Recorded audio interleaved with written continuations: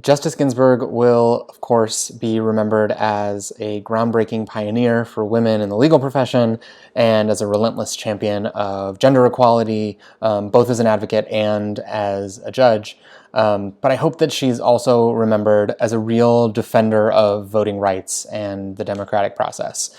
Her dissenting opinion in the Shelby County versus Holder case is a really powerful defense of the Voting Rights Act of 1965 and the government's role in ensuring that the right to vote is accessible on free and equal terms to all people, regardless of their race.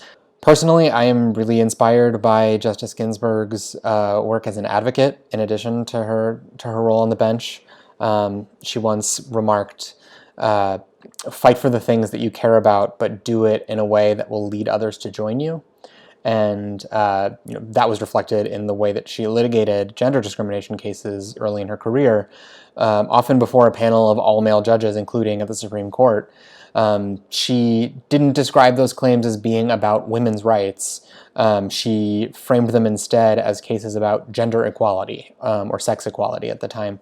And she used that terminology to make clear to the male judges before her that gender discrimination doesn't just hurt women; it hurts everybody. It's an issue of basic fundamental fairness and equality under the law that affects all of us. And as a civil rights litigator, that approach is really influential to the way that I try to approach my work and the way that we bring voting rights cases here at CLC. Where sometimes I feel like it can be easy in the voting rights context to describe things as, benefiting Democrats versus Republicans or vice versa. And we always try to emphasize that any restriction on the right to vote is harmful to all voters because it really damages the integrity of the democratic process as a whole, which only works if everyone's voice is able to be heard and if everyone's able to participate.